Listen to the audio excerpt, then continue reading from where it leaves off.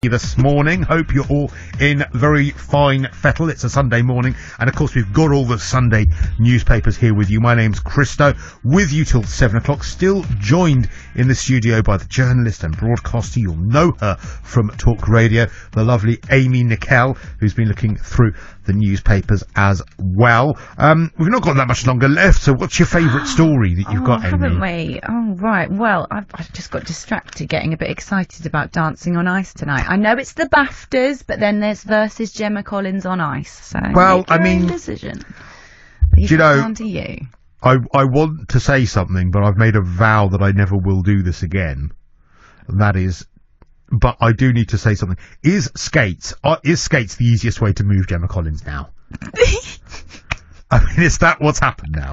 Is that the easiest way to transport her round? Just push her Just push her away. She moves her hands a bit. Yeah, and that's it. That's and now, then goes, don't sell stories on me, Jason. That's now the easiest way of moving her from one place to another is on skates. And I think they're going to have to do the same with Arj soon as well. They really are. No, I don't. The reason I hesitated there is because I actually did make a vow a few years ago in my broadcasting career to not ever body shame people. I thought you were going to say mention Gemma Collins. No, that'd be more understandable. That would be.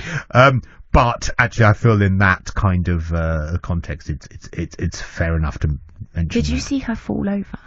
Yeah, but she's had so many falls in her life. I don't think it was real. Well, she fell over there. She fell in those Teen Choice Awards. But that was do you remember? Brilliant. That was hilarious. That was hilarious. I watch that back when I'm having a bad day. But do you think that she's inventing falls now in general? I mean, I'm over it. Let's talk about something else. All Prince Phillip.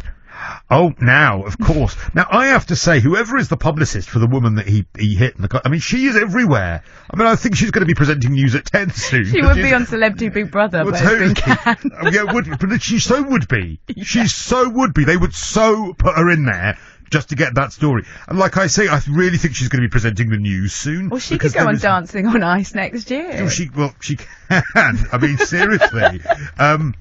Yeah, she's on the front page again of today's Sunday Mirror again, and this time she's saying that she feels she feels delighted. This is Emma Fairweather, because the 97-year-old royal will no longer be at the wheel. I mean, he's voluntarily surrendered his licence and thus avoided prosecution, which I think is interesting. Oh, is that why? Because I thought that they were still considering prosecuting, but you're saying no. No, he has said, I won't drive anymore. What I find interesting about this story is how it sparked a lot of public debate about all older people, and people now saying, should they have to retake their test just because this one older person had a crash, which actually he's not even being prosecuted for. But, I mean, I do think that it is a very, very difficult conversation, and when you get to that point with an elderly relative where you've got to sit them down and say, you really can't drive anymore. Yeah. Because most of the time it's the last bit of independence that they've got, and also they don't want to accept that they are not competent to drive. There's a big bulk of them that are competent. I think it's quite ageist to suggest that, everyone has to take a test when they get to a certain age. Maybe if you've been driving a certain amount of time, you should take one every 10 years or something like that. But why would it be unreasonable for, say, a 75-year-old? Well, I think at 70 you have to reapply for your licence anyway. I think I don't know if there's a new test, but you certainly need to reapply. Yeah. But what would be wrong from the age of 70 every 5 years needing to have a new test?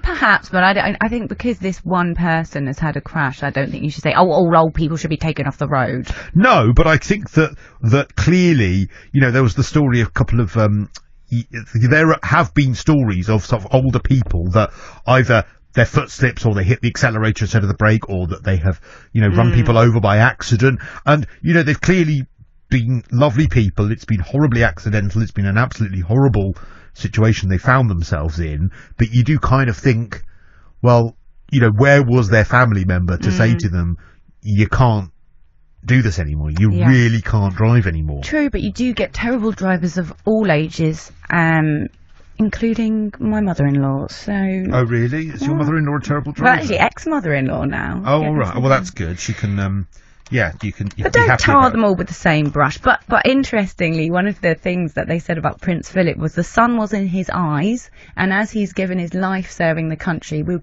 just kind of anymore. But also, she said afterwards... What's that got to do with... and she also said that she didn't think it was sunny. She was like, it was really overcast and it was raining. And that's what the first thing she said afterwards. So she said... I can't remember whether she said that on This Morning, or whether she said that on Jeremy Kyle, or whether she said that on Jeremy Vine, or whether she said that on Good Morning Britain, or whether she said that on any of the other Graham Norton, whatever else she's done. Graham Norton. She's not done Graham Norton, but not yet. Not yet. She's the next. She's presenting the BAFTAs tonight. Did you know that? Emma Fairweather.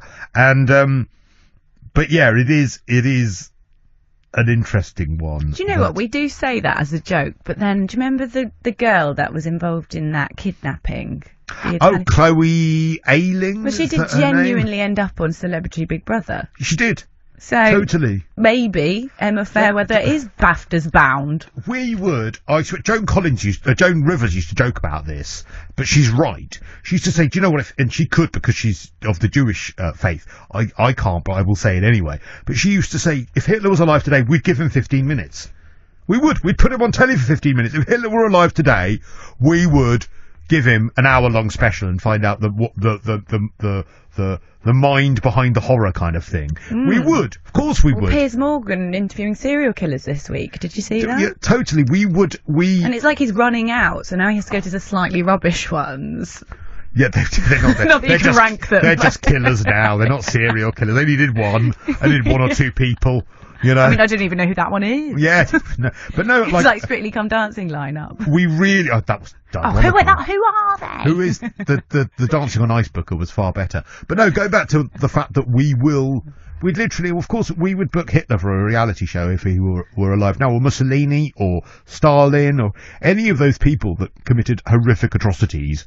We would say, yeah, but it would probably be quite good ratings if they did. Experiment to see how they work doing tasks, being electrocuted. Totally, we'd have Hitler in the kitchen on This Morning with his, like, his favourite recipes. That's what we would, because that's showbiz nowadays, and it's terrible, really. But there is no, I don't feel like there is any kind of threshold to stop this kind of stuff happening, really. Or or we'd put him on the Good Morning Britain sofa to talk about his latest book. We would.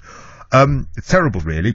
Coming up next, by the way, I should say, we still have you, Amy. Obviously. Have you got an exclusive interview with Emma Fairweather? I don't have an exclusive interview with Emma Fairweather. No, I'm surprised she's not presenting 7am. But of course, it is the lovely Penny Smith. Morning! Morning. I mean, Emma Fairweather, she is everywhere, isn't she? The lady that Prince Phillip crashed into. Right, sorry, I'm not very good with names. Who are you? Why are you here? Why am I? She doesn't. I have to introduce myself to her every day. Every day. Yeah. He says, my name is, and what is it again? Who are you? Is it Mark? Oh, she goes, you're new. And I say, Penny, I've been new year. I did say that the other day. She did say that. She does do I said, oh, look at you. Who are you? Yeah, who are you? You new boy. No, I didn't know. So, yes. Well, we know that she's there everywhere just because, obviously, there's, the prince is hanging up his driving gloves. But I was just going to say, if that was me, I would be flogging it like a dead horse. I would be on that This Morning sofa. I'd be everywhere. My pain, demanding my money. Whiplash, everything. Now, do you know what we've got? I love my show, or our show, because obviously it's not just me in isolation. I don't actually sort everybody out. It is me and Andrew. And another few people here and there.